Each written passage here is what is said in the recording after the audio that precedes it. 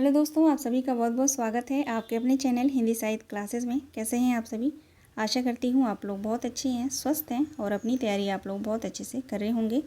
तो चलिए आज की क्लास में हम यूनिट 10 अन्य गद्य विधाएँ का PYQ हम सॉल्व करेंगे। 2022 से लेकर 2023 तक के जितने भी प्रश्न हैं फर्स्ट और सेकेंड शिफ्ट के, उन सभी प्रश्नों को आज की क्लास में हम सॉल्व करने वाले हैं। मोस्ट इंपॉर्टेंट क्लास है आप सभी की परीक्षाओं के लिए, तो आप लोग इन क्वेश्चंस को ज़रूर सॉल्व करिएगा। जिन्होंने PYQ सॉल्व कर लिया है यूनिट वाइज उनका अच्छे से रिवीजन हो जाएगा, जिन्होंने नहीं किया है वो जो है क्वेश्चन को ध्यान से सॉल्व करेंगे। ठीक है, चलिए देखते हैं आज का पहला प्रश्न। पहला प्रश्न है सूची ए को सूची 2 से सुमेलित कीजिए। ठीक है, कूट में प्रश्न है ये। सूची ए को सूची 2 से सुमेलित करना है। चलिए देखते हैं। ऑप्शन ए शरद चंद्र का हो जाएगा यहाँ पे आवारा मसीहा, जो एक जीवनी है। शिवरानी देवी की रचना हो जाएगा यहाँ प्रेमचंद घर में है, ये भी एक जीवनी विधा है। राम वृक्ष बेनीपुरी का रचना हो जाएगा गेहूँ और गुलाब। हरिवंश राय बच्चन का रचना हो जाएगा यहाँ पे नीड़ का निर्माण आत्मकथा है। ठीक है, तो यहाँ पे सही जवाब हो जाएगा 4 3 1 2, है ना। 4 3 1 2 राइट आंसर हो जाएगा ऑप्शन डी। ऑप्शन डी सही जवाब होगा। ठीक है, ये जो है सितंबर 2022 फर्स्ट शिफ्ट का प्रश्न है। ठीक है, चलिए आगे देखते हैं। दूसरा प्रश्न है मुक्तिबोध की रचना है। इनमें से आपको बताना है मुक्तिबोध की रचना कौन सी है। तो यहाँ पे सही जवाब होगा ऑप्शन बी, एक साहित्य की डायरी मुक्तिबोध की रचना है। प्रकाशन वर्ष है 1964। ठीक है, ध्यान दीजिएगा। बाकी अजय की डायरी जो है इसके प्रकाशन वर्ष है 1960 और डॉक्टर देवराज की रचना है ये। प्रवासी की डायरी हो जाएगा हरिवंश राय बच्चन, है ना। हरिवंश राय बच्चन का है। प्रकाशन वर्ष आप लोग ध्यान रखिएगा 1971। ठीक है, 1971। और सैलानी की डायरी राजेंद्र अवस्थी की रचना है। प्रकाशन वर्ष हो जाएगा 76 यानी 1976। ठीक है, तो दूसरे प्रश्न का राइट आंसर हो जाएगा ऑप्शन बी। अब आगे बढ़ेंगे। तीसरा प्रश्न देखेंगे आप लोग। तीसरा प्रश्न है प्रकाशन वर्ष के अनुसार निम्नलिखित ग्रंथों का सही अनुक्रम क्या होगा। प्रकाशन वर्ष के अनुसार निम्नलिखित ग्रंथों का सही अनुक्रम क्या होगा। देखिए यहाँ पे राइट आंसर हो जाएगा ऑप्शन सी। ऑप्शन सी सही जवाब होगा पैरों में पंख बांधकर। ठीक है, राम ऋषि बेनीपुरी की रचना है। उसके बाद आएगा बी, चीड़ों पर चांदनी निर्मल वर्मा की रचना है ये। उसके बाद होगा सी, नए चीन में 10 दिन और आंखों देखा पाकिस्तान कमलेश्वर का। ठीक है, तो D B C A option C right हो जाएगा। प्रकाशन वर्ष आप लोग एक बार देख लेंगे। ठीक है, आप सभी को पता भी होगा। चौथा प्रश्न देखेंगे। निम्नलिखित में से कौन सी कृति आत्मकथा नहीं है। नीचे दिए गए विकल्पों में से सही उत्तर का चयन कीजिए। आपको बताना है निम्नलिखित में से कौन सी रचना आत्मकथा नहीं है। तो आप जो है अच्छे से पहचान सकते हैं इसमें बाढ़वट की आत्मकथा, शेखर एक जीवनी उपन्यास है ना। तो राइट आंसर हो जाएगा बी और डी। बी और डी सही जवाब है। आगे देखेंगे। अगला प्रश्न है भूतही पारिवारिक पृष्ठभूमि किस आत्मकथा का प्रथम अध्याय है। भूतही पारिवारिक पृष्ठभूमि किस आत्मकथा का प्रथम अध्याय है। राइट आंसर होगा मुर्दैया आत्मकथा, जिसके लेखक कौन है, तुलसी राम। ठीक है, तो मुर्दैया सही जवाब होगा। आप बस क्वेश्चन को सॉल्व करिए और देखते चलिए कि किस तरीके से प्रश्न जो है पूछा गया है। ठीक है, तो अभी भी अगर टाइम है, अगर आपने कुछ नहीं पढ़ा है, उसको छोड़ा है, तो उसको जो है जल्दी से आप लोग उसको पढ़ लेंगे, रिवीजन कर लेंगे। ठीक है, क्वेश्चन नंबर 6 देखेंगे। संस्मरण की पुस्तकें हैं, इनमें से कौन कौन सा जो संस्मरण की पुस्तकें हैं ये आपको बताना है। नंगा तलाई का गांव। नंगा तलाई का गांव किसकी रचना है। विश्वनाथ त्रिपाठी का है, आप लोग ध्यान रखेंगे। नंगा तलाई का गांव। ऋण जल धन जल रिपुतार्ज है। ठीक है, ऋण जल और धन जल जो है एक रिपुतार्ज है। वे लड़ेंगे 1000 साल। ठीक है, वे लड़ेंगे 1000 साल, ये दोनों जो है रिपुतार्ज है। और यहाँ पे आपसे पूछा जा रहा है संस्मरण की पुस्तकें कौन सी है, तो ए और सी सही जवाब हो जाएगा। ठीक है, ऑप्शन सी, ए और सी राइट आंसर होगा। ठीक है, और ऋण जल धन जल और वे लड़ेंगे 1000 साल, ये दोनों रचनाएं जो हैं ये रिपुतार्ज हैं। ओके, चलिए देखते हैं अगला प्रश्न। 7वां प्रश्न है हरिवंश राय बच्चन ने अपने पूर्वजों का चित्रण आत्मकथा के किस खंड में किया है। हरिवंश राय बच्चन ने अपने पूर्वजों का चित्रण आत्मकथा के किस खंड में किया है? नीड़ का निर्माण, फिर बसेरे से दूर, या 10 द्वार से सोपान तक, क्या भूलूं क्या याद करूं। तो आप सभी को पता है क्या भूलूं क्या याद करूं, हमारा सही जवाब होगा ऑप्शन डी। ठीक है, आपके सिलेबस में लगा हुआ है, इसको डिटेल में आप लोग ज़रूर पढ़ेंगे। अगला प्रश्न है, आवारा मसीहा किस साहित्यकार के जीवन पर आधारित ग्रंथ है? आवारा मसीहा किस साहित्यकार के जीवन पर आधारित है? आप सभी को पता है, आसान प्रश्न है, शरतचंद्र। 9वां प्रश्न देखेंगे, संस्कृति के 4 अध्याय के प्रथम अध्याय में किन विषयों पर चर्चा की गई है? मोस्ट इम्पॉर्टेंट प्रश्न है ये, और संस्कृति के 4 अध्याय आपके सिलेबस में लगा हुआ है। ठीक है, यूनिट 10 में, उसको आप डिटेल में पढ़ेंगे। ठीक है, 4 खंड है संस्कृति के 4 अध्याय में, चारों खंड में जो उनके विषय दिए गए हैं, किस खंड में क्या क्या किस ग्रंथ की बात की गई है, वो आप लोग ज़रूर पढ़िएगा। और ठीक है, और जैसे भी मैं यूनिट वाइज जो PYQ हमारा चल रहा है सीरीज़, इसको कंप्लीट होते ही मैं पूरे यूनिट 10 से जो है मोस्ट इम्पॉर्टेंट जो टॉपिक हैं जहाँ से प्रश्न 100% बनता ही है, उनसे जो है मैं MCQ ज़रूर सॉल्व कराऊंगी। ठीक है, तो इसका राइट आंसर हो जाएगा केवल A और C। ठीक है, आर्य द्रविड़ संबंध और C हिंदू संस्कृति की पाचन शक्ति। ठीक है, A और C सही जवाब होगा। आगे बढ़ेंगे। अगला प्रश्न है, आवारा मसीहा में शरद चंद्र का जन्म स्थान कहाँ दर्शाया गया है? आप देख सकते हैं किस तरीके से प्रश्न पूछा गया है। ठीक है, अभी तो 2022 का चल रहा है, सेकेंड शिफ्ट का। देवानंदपुर, ठीक है ना, शरद चंद्र का जन्म स्थान जो है कहाँ पे? देवानंदपुर। आवारा मसीहा जीवनी आप पढ़ेंगे तो उसमें आपको मिलेगा। आगे देखेंगे,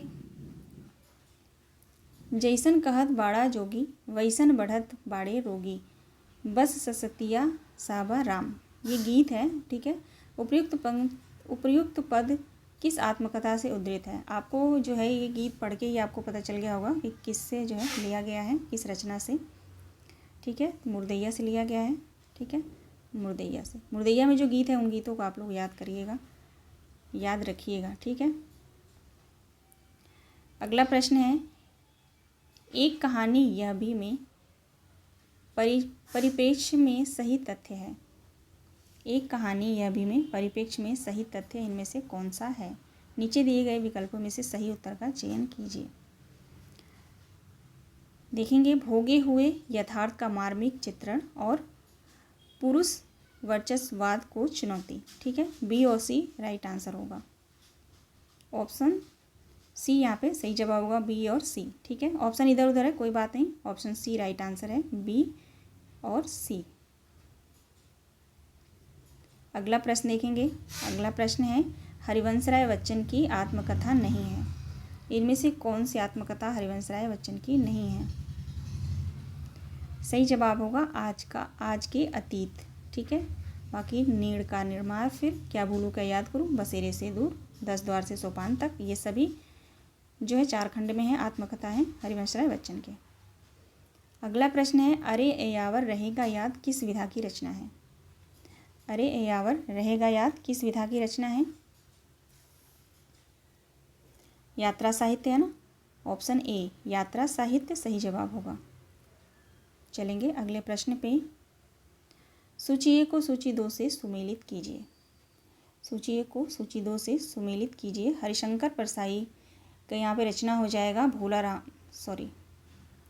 राम का जीव ही होगा, है ना। और हरिवंश राय बच्चन की रचना हो जाएगा यहाँ पे क्या भूलूं क्या याद करूं, रामधारी सिंह दिनकर का संस्कृति के 4 अध्याय, रमणिका गुप्ता का हाथ से। ठीक है, रमणिका गुप्ता का जो आप हुदरी भी आपके सिलेबस में है, आप हुदरी मोस्ट इम्पॉर्टेंट पढ़िएगा उसको पूरा डिटेल में, उसको डिटेल में पढ़ना है आप सभी को। ठीक है, तो यहाँ पे देख सकते हैं सही जवाब होगा 4 1 2 3। ठीक है, 4 1 2 3। चलिए कूट में देखते हैं आंसर। 4 1 2 3 कहाँ पे है? ऑप्शन C 4 1 2 और 3। ठीक है, अब 16वां प्रश्न देखेंगे। हम दोनों एक ही नाव के यात्री हैं, यह कथन किसने किसके बारे में कहा है? हम दोनों एक ही नाव के यात्री हैं, यह कथन किसने किसके बारे में कहा है? सही जवाब होगा शिवरानी देवी ने प्रेमचंद के बारे में कहा है। ठीक है, चलिए आगे देखेंगे अगला प्रश्न। मैं अब परिधियाँ लांघ सकती थी, सीमाएं तोड़ सकती थी। दरअसल सीमा में रहना मुझे सदैव कचोटता है, इसलिए इस सीमा को तोड़ने मात्र का आभास ही मुझे अत्यधिक सुखकारी लगता है। उपयुक्त कथन किस पुस्तक से है? यह कथन जो है किस पुस्तक से है? अगर आपने पढ़ा है इनमें से सब आपके सिलेबस में लगा हुआ, जामुन का पेड़ भी, आप हुदरी भी, माटी की मूर्ति भी और प्रेमचंद घर में है, ये भी है ना। तो आसानी से आप जो है यहाँ पे आपको आंसर पता चल गया होगा। आप हुदरी रचना से है। ठीक है, रमणिका गुप्ता लेखिका हैं आप हुदरी की। आगे देखेंगे अगला प्रश्न। चंपा पात्र का निम्नलिखित में से किसके जीवन काल में महत्वपूर्ण स्थान रहा है?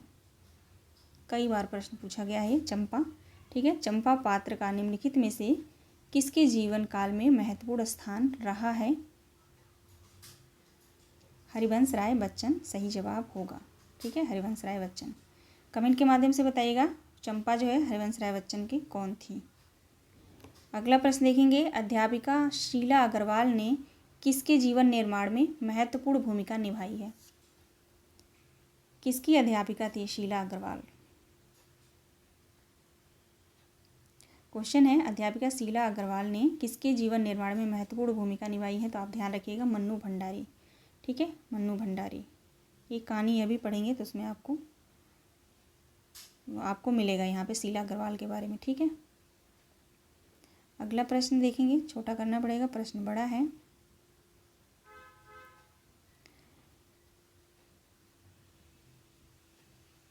चलिए देखते हैं। गद्य विधाओं से संबंधित निम्न कथनों पर विचार कीजिए। इतनी जितनी भी गद्य विधाएं हैं उनमें से जो है कथन दिए गए हैं। ठीक है, कौन सा कथन जो है सही है ये बताना है। नीचे दिए गए विकल्पों में से सही उत्तर का चयन करना है। चलिए विकल्प देख लेते हैं एक बार। ठीक है, केवल 1, 2, 3 सही होगा, केवल 1, 3, 4 सही होगा, या केवल 2, 3, 4 सही होगा, या केवल 2, 4, 5। ठीक है, पहले हम कथन को देखिए पढ़ते हैं। ऑप्शन 1 है ऋणजल धनजल फरीश्वर रेणु द्वारा रचित बाढ़ और सूखे से संबंधित रिपोर्टाज का संकलन है। ऑप्शन दूसरा देखेंगे कलम का जादूगर अमृत राय द्वारा लिखित प्रेमचंद की जीवनी है। तीसरा ज्ञान मंडल बनारस द्वारा 2 खंडों में प्रकाशित साहित्य कोश के संपादक रामकुमार वर्मा थे। ऑप्शन 4 हजारी प्रसाद द्विवेदी अपने निबंधों में भारत के सांस्कृतिक इतिहास का पुनर्निर्माण करते हैं। ऑप्शन 5 दूसरी परंपरा की खोज विश्वनाथ त्रिपाठी द्वारा लिखित आलोचना की पुस्तक है। ठीक है, तो आप जो है लास्ट ऑप्शन कोई भी इसमें से आपको एक ऑप्शन नहीं पता है तो आप आसानी से पहचान सकते हैं। यहाँ पे देखेंगे ऑप्शन ए बिल्कुल सही है। ठीक है, ऑप्शन ए बिल्कुल राइट आंसर है। उसके बाद जो तीसरा बिल्कुल सही है, फिर चौथा। ठीक है, पांचवा तो वैसे भी सही नहीं है क्योंकि नामवर सिंह का है। तो यहाँ पे राइट आंसर हो जाएगा 1, 3, 4। ठीक है, इसको मैं हटा के देखती हूँ। 1, 3 और 4 बिल्कुल सही है। ओके, देखते हैं। ऑप्शन बी सही जवाब होगा, केवल 1, 3 और 4। ठीक है, ये मार्च फर्स्ट शिफ्ट का प्रश्न है। ठीक है, मार्च 2023 फर्स्ट शिफ्ट। क्वेश्चन नंबर 21 देखेंगे। आत्मकथा के संबंध में निम्न कथनों पर विचार कीजिए। ठीक है, इस तरीके से भी प्रश्न देखिए पूछे गए हैं। ठीक है, पहले जो भी हमने प्रश्न देखा वहाँ पे जो है गद्य विधाएं से संबंधित कथनों पर विचार करने के लिए प्रश्न आया था और यहाँ पे आत्मकथा। ठीक है, ऑप्शन 1 देखेंगे। बनारसी दास जैन की अर्धकथानक हिंदी की प्रथम आत्मकथा मानी जाती है। ऑप्शन 2 जोश मलिहाबादी की यादों की बारात, अमृता प्रीतम की रसीदी टिकट तथा हंसा वाडेकर की सुनो सुनाती हूँ अनूदित आत्मकथाओं के उदाहरण हैं। तीसरा ऑप्शन देखेंगे। कस्तूरी कुंडल बसे प्रभा खेतान द्वारा रचित आत्मकथा है। चौथा ऑप्शन अपने अपने पिंजरे शिवराज सिंह बेचैन द्वारा लिखित आत्मकथा है। पांचवा ऑप्शन अपनी खबर पांडे बेचन शर्मा उग्र द्वारा रचित आत्मकथा है। इनमें से सही जवाब क्या होगा? बनारसी दास जैन द्वारा अर्थ कथानक हिंदी की प्रथम आत्मकथा मानी जाती है। बिल्कुल सही है ना। दूसरा, जोश मलिहावादी की यादों की बारात, अमृता प्रीतम की रसीदी टिकट और हंसा वाडेकर की सुनो सुनाती हूँ, ये तीनों रचनाएं यहाँ पे दी गई हैं। उनका जो है रचनाकार भी दिया गया है, तो आप लोग ध्यान दीजिएगा। अनुदित आत्मकथाओं का उदाहरण है, ये भी सही है। ठीक है। और यहाँ पे पांचवा, अपनी खबर पांडे वचन शर्मा उग्र द्वारा रचित आत्मकथा है। ठीक है, बिल्कुल सही है। तो राइट आंसर हो जाएगा 1, 2, 5। चलिए देखते हैं 1, 2, 5। ऑप्शन सी सही जवाब होगा, 1, 2 और 5। अगला प्रश्न है, आवारा मसीहा के संदर्भ में विचार कीजिए। अब यहाँ पे जो है आवारा मसीहा रचना से जो है यहाँ पे सभी कथन दिए गए हैं। चलिए देखते हैं। ऑप्शन 1 है, द्विजेंद्र लाल राय सत्यचंद्र के कटु आलोचक थे। दूसरा ऑप्शन, गांगुली परिवार के किशोर नव हुल्लोड़ के प्रति लोलुप दृष्टि से देखते थे। ऑप्शन 3, बड़ी दीदी कहानी के प्रकाशन के समय शरदचंद्र रंगून में थे। ऑप्शन 4, देवदास लिखते समय शरदचंद्र की आयु 17 वर्ष की थी। ऑप्शन 5, शरदचंद्र ने दिया सलाई का कारखाना खोलने के लिए प्रथम नाथ भट्टाचार्य को रुपए दिए।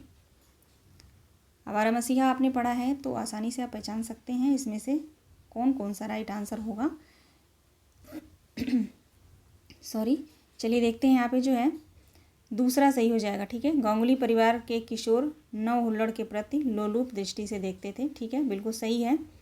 उसके बाद तीसरा यहाँ पे सही होगा, बड़ी दीदी कहानी के प्रकाशन के समय जो है शरदचंद्र रंगून में थे, ये भी सही है।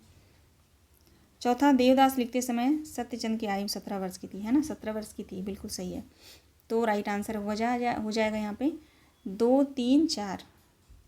ठीक है, 2, 3, 4, केवल 2, 3 और 4। ऑप्शन सी सही जवाब है। अगला प्रश्न है, मुर्दैया के संदर्भ में विचार कीजिए। मुर्दैया, ऐसा हो नहीं सकता कि मुर्दैया से प्रश्न ना आए। ठीक है, मुर्दैया हो गया एक साहित्यिक की डायरी, मेरी तिब्बत यात्रा, संस्कृति के 4 अध्याय, आप हुदरी, ये टॉपिक ऐसे हैं यहाँ पे 100% क्वेश्चन आता है। मुर्दैया के संदर्भ में जो है विचार करना है यहाँ पे। तो राइट आंसर हो जाएगा, इस क्वेश्चन को छोड़ दीजिए। ठीक है, यहाँ पे जो है ऑप्शन गलत है, इसमें मैंने ध्यान नहीं दिया। ठीक है, इस क्वेश्चन को छोड़ दीजिए, और ये 2023 में आया भी नहीं है। ठीक है, इस क्वेश्चन को यहाँ पे मैं काट देती हूँ। ठीक है, बाकी जो मुर्दैया, ये जो अलग अलग टॉपिक से जो मैं MCQ कराऊंगी तो वहाँ पे मैं सब आपको क्वेश्चन करा दूंगी इससे रिलेटेड। लेकिन यहाँ पे क्वेश्चन गलत है, तो यहाँ पे बताने का टाइम वेस्ट करने से कोई फ़ायदा नहीं है। देखेंगे क्वेश्चन नंबर 24। सूची 1 को सूची 2 से मिलान कीजिए। सूची 1 को सूची 2 से मिलान कीजिए। मिंटो मेरा दुश्मन किसकी रचना है? मिंटो मेरा दुश्मन उपेंद्रनाथ अश्क का। ये और वे किसकी रचना है? ये और वे जैनेन्द्र कुमार का। जंजीरें और दीवारें राम ऋषि बेनीपुरी, प्रेमचंद घर में है, शिवरानी देवी। ठीक है, इसीलिए PYQ वो जो है मोस्ट इम्पॉर्टेंट है सॉल्व करना आप सभी के लिए, कि आपको जो एग्जैक्ट प्रश्न वही सेम टू सेम नहीं मिलेंगे, लेकिन आपको उससे रिलेटेड कहीं ना कहीं ऑप्शन में आपको प्रश्न मिलते जाएंगे। ठीक है ना, तो PYQ आप लोग, मुझे पूरा विश्वास है आप लोगों ने सॉल्व कर लिया होगा। सही जवाब देख सकते हैं यहाँ पे हो जाएगा 3, 4, 2, 1। 3, 4, 2, 1, option B 3, 4, 2, 1, option B right answer है। आगे देखेंगे अगला प्रश्न, कथन दिए गए हैं यहाँ पे। नीचे दिए गए कथनों पे जो है, नीचे दिए गए हैं, एक अभिकथन के रूप में लिखित है तो दूसरा कारण के रूप में। ठीक है, देखिए कथन पढ़ते हैं पहले। यात्राएं यहाँ पर जितनी बाहर की जाती हैं उतनी ही अंदर की ओर भी। कारण, यात्रा संस्मरण टूरिस्ट गाइड का स्थान लेने के लिए नहीं लिखे और पढ़े जाते हैं। ऐसी पुस्तकों में प्रस्तुत ब्यौरा एक व्यक्ति की यात्रा और ब्यौरा होता है, और वह यात्रा जिनकी बाहरी होती है उतनी ही भीतरी भी। यहाँ पे जो है राइट आंसर, उपयुक्त कथन के आलोक में नीचे दिए गए विकल्पों में से सही उत्तर का चयन करना है। सही जवाब हो जाएगा यहाँ पे ए और आर दोनों सही हैं, और आर ए की सही व्याख्या भी है ना। ऑप्शन ए सही जवाब है, ए और आर दोनों सही हैं और आर जो है ए की सही व्याख्या है। अगला प्रश्न है, ठकुरी बाबा निम्नलिखित में से किस संग्रह में संकलित हैं? ठकुरी बाबा निम्नलिखित में से किस संग्रह में संकलित है?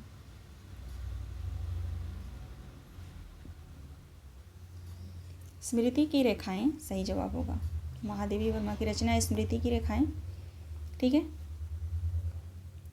अगला प्रश्न देखेंगे, एक मिनट।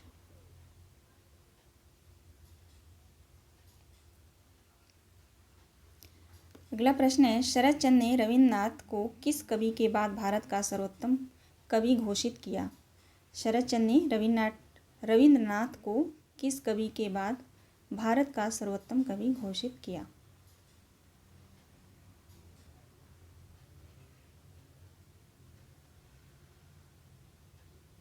सही जवाब हो जाएगा यहाँ पे व्यास, ऑप्शन ए व्यास।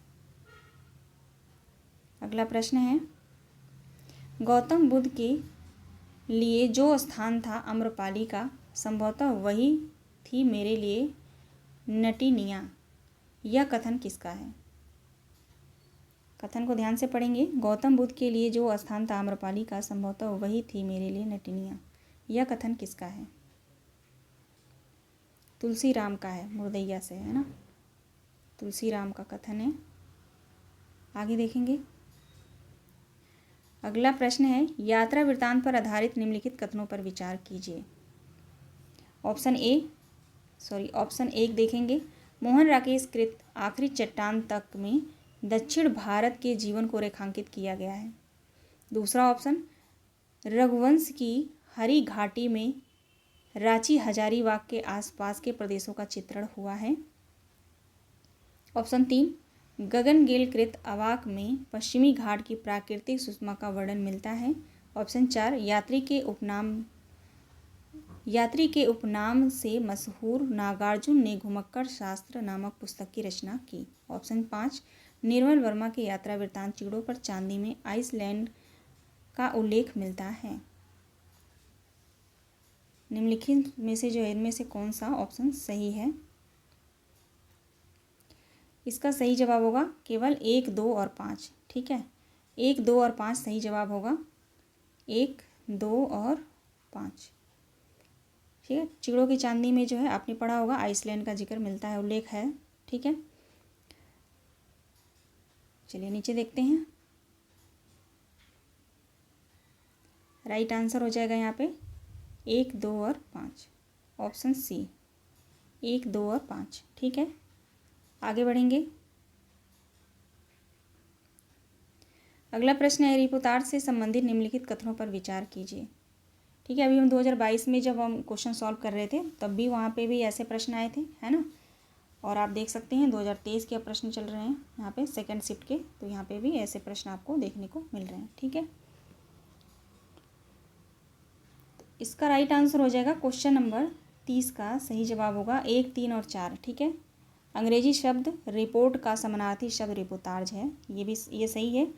और 3, इलिया एहरेनबर्ग ने रिपोर्टाज में कुशल लेखक के रूप में सर्वाधिक प्रतिष्ठा प्राप्त की। और चौथा सही हो जाएगा, हिंदी में रिपोर्टाज लेखन की परंपरा शिवदान सिंह चौहान की रचना लक्ष्मीपुरा रूपाप दिसंबर 1938 में आरंभ हुई। ठीक है, तो 1, 3 और 4 सही जवाब होगा। नीचे देखते हैं ऑप्शन में 1, 3 और 4, ऑप्शन बी राइट आंसर होगा 1, 3 और 4। अगला प्रश्न देखेंगे। प्रश्न को और छोटा करती हूँ मैं। क्या भूलूं क्या याद करूं के संदर्भ में निम्नलिखित कथनों पर विचार कीजिए। क्या भूलूं क्या याद करूं के निम्नलिखित कथनों पर विचार कीजिए। इसमें सही जवाब होगा 2, 4 और 5। ठीक है, ठाकुर यादवेंद्र। ठीक है, दूसरा ऑप्शन यहाँ पे सही होगा, ठाकुर यादवेंद्र सिंह के कहानी संग्रहार से हरिवंश राय बच्चन ने अपने प्रथम काव्य संग्रह के नाम के लिए प्रेरणा ली थी। ठीक है, उसके बाद यहाँ पे सही होगा, चौथा सही हो जाएगा, बाबू केदारनाथ अग्रवाल ने बच्चन जी को 35 रुपये प्रति मास पर स्कूल में हिंदी अध्यापक के रूप में नियुक्त किया था। ठीक है, और पांचवा सही हो जाएगा, यूनिवर्सिटी में बच्चन जी के सहकक्षियों में अवध बिहारी लाल, प्रकाश चंद्र गुप्त और ब्रजलाल गुप्त थे। ठीक है, नीचे दिए गए विकल्पों में से उत्तर हम चलिए देख लेते हैं। 1, 3 और 5 सही जवाब होगा।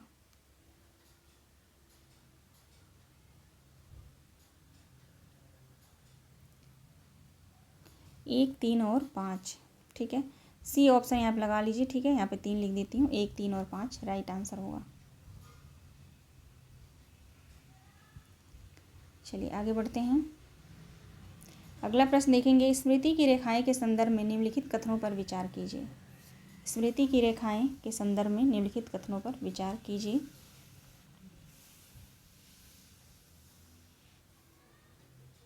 एक मिनट, मुझे लग रहा है इसका आंसर मैंने गलत बताया है। ठीक है, क्वेश्चन नंबर 31 का राइट आंसर होगा 2, 4 और 5। ठीक है, सॉरी, हाँ 2 तो सही था, 2, 4 और 5, 2, 4 और 5। ठीक है, ना कि 1, 3 और 5। ऑप्शन डी 2, 4 और 5 बिल्कुल सही होगा। ठीक है, 2, 4 और 5, सॉरी। ठीक है, अब देखेंगे स्मृति की रेखाएं के संदर्भ में निम्नलिखित कथनों पर विचार कीजिए। क्वेश्चन नंबर 32 का राइट आंसर होगा ऑप्शन ए जो है बिल्कुल सही है। इस पुस्तक में सभी पात्र महादेवी जी के जीवन से संबंधित रहे हैं। ठीक है, ये सही है। उसके बाद जो है इस पुस्तक की शैली पत्रात्मक है, ये गलत है। तीसरा ऑप्शन देखेंगे, इस पुस्तक में सभी पात्र समाज के निम्न वर्गों से संबंधित हैं, बिल्कुल सही है। उसके बाद जो है चौथा ऑप्शन देखेंगे, इसमें स्मृति नाम की स्त्री का चित्रण है जो चित्रकारी करती है, नहीं। पांचवा ऑप्शन देखेंगे, इस पुस्तक में यथार्थ से ज़्यादा मानवीयता पर बल दिया गया है, बिल्कुल सही है। राइट आंसर हो जाएगा 1, 3, 5। ठीक है, 1, 3 और 5 राइट आंसर होगा ऑप्शन बी, 1, 3 और 5 है ना। आगे देखेंगे अगला प्रश्न, सूची 1 को सूची 2 से सुमेलित करना है। रेखाचित्र के मुख्य पात्र हैं और सहयोगी पात्र कौन कौन से हैं ये हमें देखना है। ठीक है, सरजू भैया के सहयोगी पात्र कौन है? गंगो भाई। ठीक है, सरजू भैया, गंगो भाई। मंगर का हो जाएगा झकोलिया। रजिया का सहयोगी पात्र हसन। देव का हो जाएगा यहाँ पे कुन। ठीक है, सही जवाब हो जाएगा 3, 4, 1, 2। 3, 4, 1, 2 राइट आंसर होगा ऑप्शन ए, 3, 4, 1, 2। ठीक है, आगे देखेंगे अगला प्रश्न, प्रथम प्रकाशन वर्ष के आधार पर हिंदी की दलित आत्मकथाओं को पहले के बाद के क्रम में लगाइए। प्रथम प्रकाशन वर्ष के आधार पर हिंदी की दलित आत्मकथाओं को पहले के बाद में क्रम में लगाइए। तो आप सभी को पता होगा, मेरी पत्नी और भेड़िया किसकी रचना है? मेरी पत्नी और भेड़िया धर्मवीर भारती की है ना। प्रकाशन वर्ष से 2009 धर्मवीर भारती की रचना है। और मुर्दैया आप सभी को पता है तुलसीराम का, मुर्दैया 2010। ठीक है, 2010। शिकंजे का दर्द किसकी रचना है?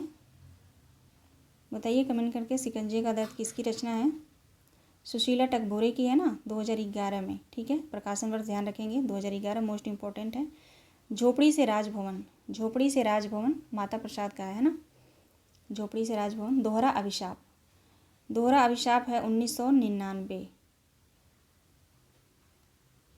ठीक है, 1999। झोपड़ी से राजभवन माता प्रसाद का है, ये कब का है? झोपड़ी प्रकाशन वर्ष मुझे देखिए इसका नहीं ध्यान आ रहा, आपको पता है तो आप लोग जो है बताइएगा कमेंट के माध्यम से। दोहरा अभिशाप जो है कौशल्या बसंती का है। ठीक है, तो आप देख सकते हैं सबसे पहले 5 आएगा, 2 ऑप्शन में 5 है, ए में और बी में। पहले 5 आएगा, उसके बाद 4 आएगा। ठीक है, झोपड़ी से राजभवन। ठीक है, 4 आएगा। उसके बाद जो है मेरी पत्नी और भेड़िया, यानी बी ऑप्शन सही होगा। बी ऑप्शन सही है। झोपड़ी से राजभवन माता प्रसाद की रचना है ये, प्रकाशन वर्ष मुझे ध्यान नहीं आ रहा, यानी कि इन तीनों से नीचे ही होगा ना, है ना, क्योंकि 5वां है फिर चौथा ऑप्शन है। ठीक है, यही जो है राइट आंसर है। तो आप लोग एक बार देख लेंगे। आगे देखेंगे अगला प्रश्न। अरे यावर रहेगा याद में निम्नलिखित अध्यायों को बाद के क्रम में लगाइए। अरे यावर रहेगा याद कि जितने भी जो अध्याय हैं उनको जो है बाद के क्रम में लगाइए, पहले के बाद के क्रम में लगाइए।